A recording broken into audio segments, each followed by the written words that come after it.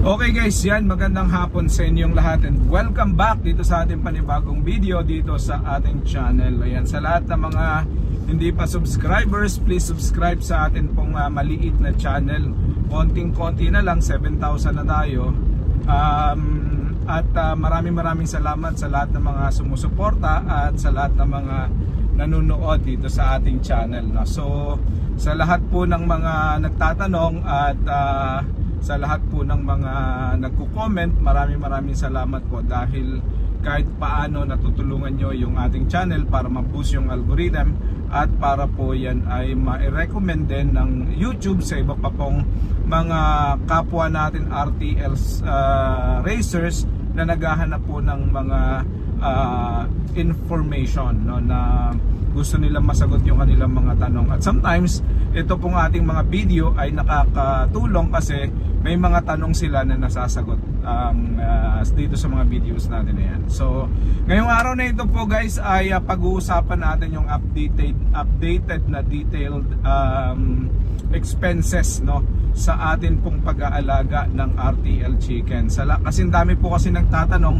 magkano puhunan, magkano ang gastos, magkano ang initial capital na kailangan, kaya bang bawiin ang puhunan, yung mga tanong na yan po, no? So ngayon po sasagutin natin para po tayo ay medyo malinawan din kung kaya ba nating simulan to at worth it ba na simulan natin, no? So lalong lalo na dun sa mga nanay, yung mga kaibigan natin dyan na nagko-comment ng nanay na nasa bahay lang, nagtatrabaho asawa sa abroad, yung iba ay ang trabaho, ang asawa ay nagtatrabaho sa mga opisina, ang gusto nila na magkaroon ng added income. So ito pong negosyo na to ay siguro sa tingin ko ay isa sa mga pinakamagandang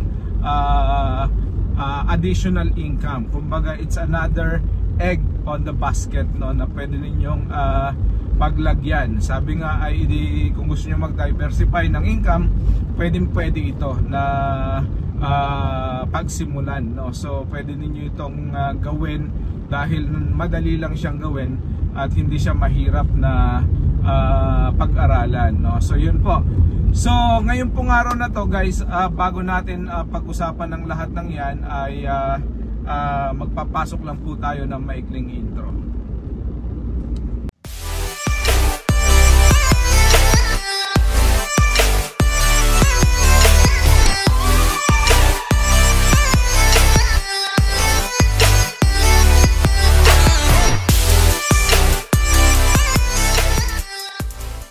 Okay guys, maraming salamat. Okay, so maraming salamat guys. At welcome back dito sa channel, no. So kung nandito ka pa rin, stay tuned dahil pag-uusapan natin yung expenses sa 100 hindi pala 100, sa 200 heads na chicken, no. Pwede natin yang pag-usapan ngayon, no. Magkano expenses, magkano capital outlay, magkano yung araw-araw mo na expenses at magkano yung posibleng kitain, no? So guys, nagdadrive ako, so papunta ako sa poultry ngayon, papunta ako sa farm.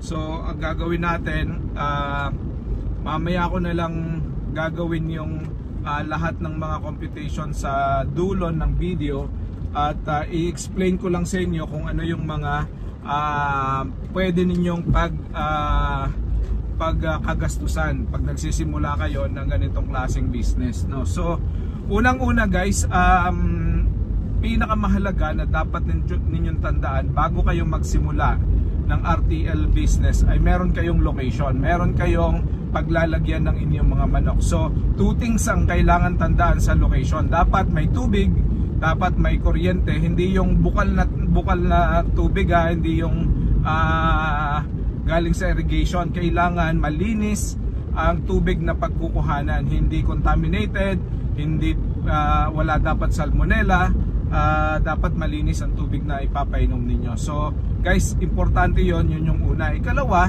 dapat ay may kuryente guys, no. So kapag kasi walang kuryente, pwede rin naman sigurong walang kuryente, solar lang yung inyong gagamitin, pero yung solar ninyo dapat naka-timer din, dapat may time yon. So halimbawa ay kung ang inyong manok ay bagong dating pa lang, hindi pa magpapailaw yan.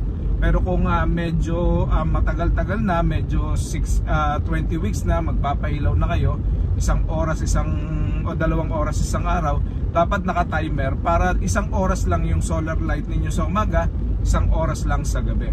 So yun ang pinaka-unang tatandaan, na meron kayong location at meron kayong may malinis na tubig at kuryente, may source of kuryente at tubig, no? So at saka malapit sa abot ng sasakyan, or at least kahit paano kaya ma-access ng mga magdi-deliver sa inyo ng feeds, no? Kasi napakahirap na walang access, kasi sa experience namin mahirap talaga na walang access. Kasi kung bumibili katulad namin, bumibili kami ng mga 25, 30 feeds kada 10 araw, medyo every 2 weeks, medyo mahirap mag-transport kung walang access sa sasakyan, no? So yon, mga importante yon. Ikalawa na dapat ninyong tandaan bago nyo simulan to ay handa kayo na may mentality kayo na negosyo to, no? Posibleng malugi at posible na hindi ganon kalaki ang kita, kasi pinag-aaralan pa lang natin ito, nasa learning stage tayo. So dapat alam natin yun, handa tayo. We are willing to lose a little bit of something para pag ma-experience na natin, sanay na tayo, we gain something, no? Ganun lang naman ang principle, ganun lang ang mindset ng mga nagninegosyo, no? So yun, yun, importante yun guys. Dapat handa kayo na hindi ganun, may mindset tayo na hindi ganun kalaki agad ang kita, kasi pinag-aaralan pa lang natin ito. Pag natutunan na natin, alam na natin ng ins and outs, pwede na tayong mag-expand, pwede natin palakihin, kasi alam na natin, pwede na tayong kumita ng maganda, kasi mas maraming aalagaan, mas malaki yung potential ng paglaki ng kita, no? So yun, importante yun guys. Ngayon, anong sunod nating dapat tandaan? So dapat may capital tayo, patatlo yon. Dapat may capital tayo. Hindi siya maliit ang capital dito sa RTL business, no? Sa 48 heads, mga nasa around 30,000 ang inyong posibleng capital sa simula pa lang. So manok pa lang yon, at saka cage, no? Yung mga cages na isang cage yon na 48 pieces ang kasya, saka 48 pieces na manok. So hindi siya kokonti ang puhunan, medyo malaki din. Sa 30,000 medyo kailangan natin na kung wala tayong regular na income, kailangan natin pag-ipunan yung 30,000, no? So yon, dapat medyo may capital tayo sa 48 heads. So imagine kung 100 heads yan, dapat ay kasi yan sa 2 cage, no? Tapos o 92 heads, 96 heads, ganon, kasi sa 2 cages. Tapos ang ano mangyayari diyan, yung 2 cages na yan plus yung manok mo, no? Tapos yung bahay ng paglalagyan mo, ganun lang. So importante na meron kang bahay. So ngayon ang dapat mong tandaan, so alam mo na ikaw ay may location, may kuryente, may tubig. Dapat handa ka sa mindset na ikaw ay ang hindi agad malaki ang kita, posibleng malugi. Ikatlo ay dapat ay meron kayong kapital, no? May kapital kayo. So yung tatlong yan, alam mo na.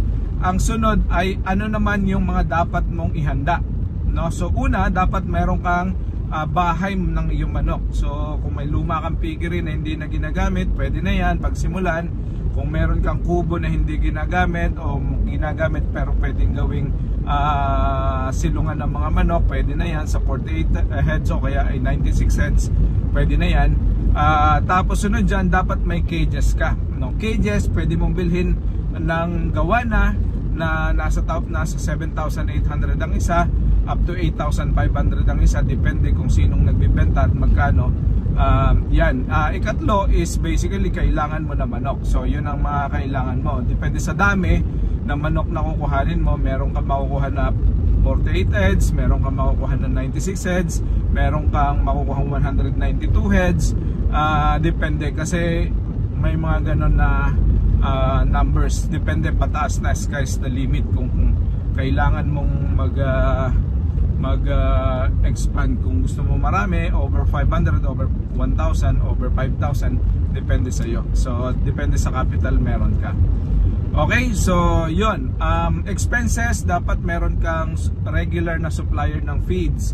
Kuhanin mo na yung pinakamura na feeds na makukuha mo, kasi pare-parehas lang naman yung mga feeds na yan. So pinakamurang feeds ang kuhanin mo. Depende sa iyo kung pellet ang gagamitin mo, kung layers na mass layers, layer mass, o kaya crumbles, depende sa iyo yan. Depende kung ano ang preference mo. Halos hindi nagkakalayo ang mga presyo niyan. Sunod ay dapat alam mo din yung regular na medication mo, yung mga vitamins na ipapainom mo, yung mga antibiotics na papainom mo, dapat alam mo yan. At ang huli, syempre dapat alam mo yung paano ka magkakaroon ng waste management. Dapat meron kang maayos na waste management, kasi pag hindi, magkakaproblema ka. Pag tumagal ang panahon, magkakalangaw. Kung malapit ka sa kabahayan sa mga kapitbahay mo, may reklamo ka sa barangay. So dapat malinaw na meron kanyang ganitong klase ng pagpaplano. Paano mo ayusin ang iyong waste disposal? O dapat meron kang sahod, may dryer ng ipot, tapos pag kinuha mo, pwede mo yang ibenta, pwede mo yang pagkakitaan. Yung mga sako ng feeds mo, pwede mo rin yung pagkakitaan. 10 pesos ang isa niyan, mabibenta mo yan. Yung market ng itlog, madali na yan. Yung market na yan, makikita mo na pagdating ng panahon na nangingitlog ng mga manok mo, mga tao na lumalapit sa iyo. Pero kung maramihan, syempre kailangan mo ng regular na mag-aangkat sa iyo ng itlog at mapapagkuhanan mo. So yun lang, yun, hopefully nakatulong, at hopefully ay nabigyan kita ng kahit paanong idea kung ano yung mga gagawin. So kung ang gusto mo ng detailed expenses na kung magkano talaga magagastos, comment down below at gagawa natin ng paraan at ipapaliwanag natin ulit yung mga detailed expenses na yan. Yun lang, maraming salamat, God bless, see you all later. Subscribe and comment, like in this video. Thank you, bye bye.